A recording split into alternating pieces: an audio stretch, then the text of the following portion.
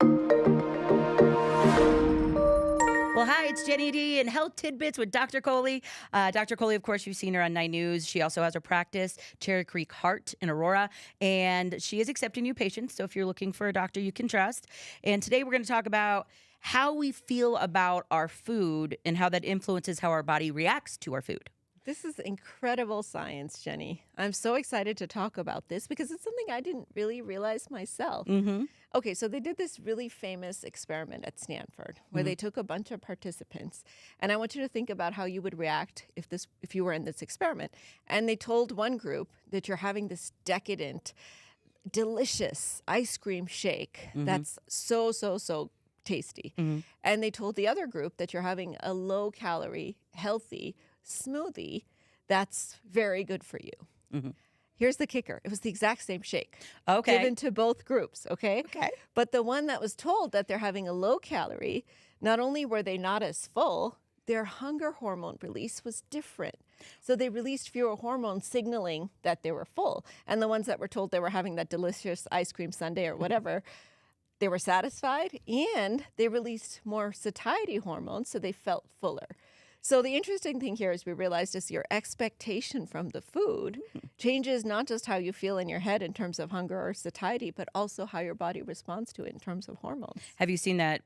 It's the meme. Sorry, my nose itches. But have you seen that meme where she's like had an Oreo up to her nose and then she shoves broccoli in at the same time? It's like it's kind of like that. We're telling ourselves it's so yummy and tasty, and then it actually does help our body. I haven't seen that. So basically, close your eyes and tell yourself you're eating an Oreo when it's actually broccoli. So how does food enjoyment affect weight, and like is the opposite true? Like is it kind of where it can make it worse for you or it makes it better? So what is a narrative we have been telling people who are trying to lose weight for the longest time?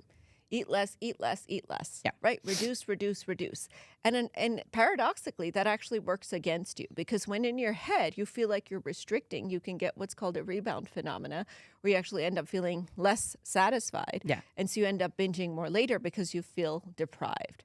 So what I really want people who are overweight to stop doing is start to think about food avoidant or food restrictant behaviors because that actually makes their behavior and their biology count against them. And our body is kind of programmed that way as well. So if you think about how we evolved as hunter-gatherers, right?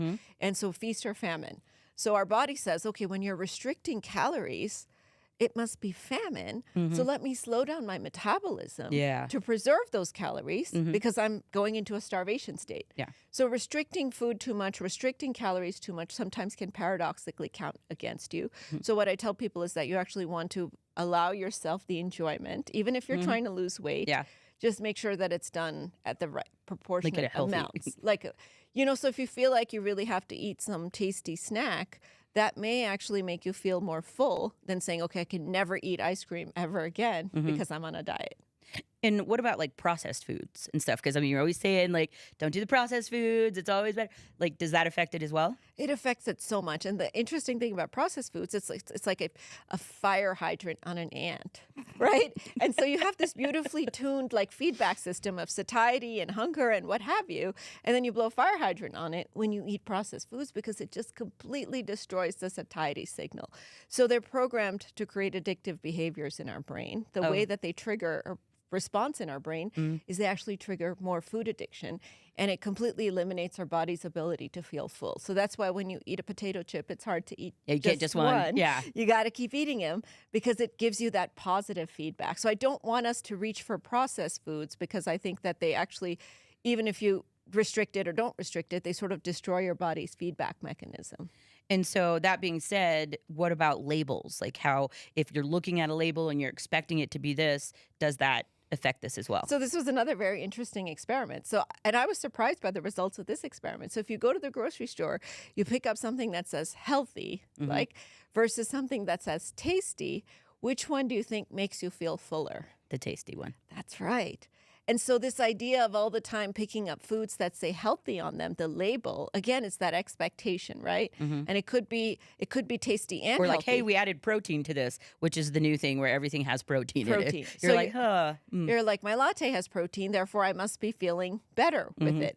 So I just want us to start to focus a little bit more on not necessarily picking foods labeled as healthy, but picking foods that are healthy that may be labeled as tasty, Okay. right? So think about like a strawberry with a little bit of yogurt. That's healthy, but that's tasty. So if you in your head as you're eating it, think of it like you said, like an Oreo cookie, as opposed to thinking of it like a strawberry, you're probably going to get more hunger, more satiety out of it, which will make it less likely that you binge on something else. And later. how does this affect like people that are wanting to reduce their weight?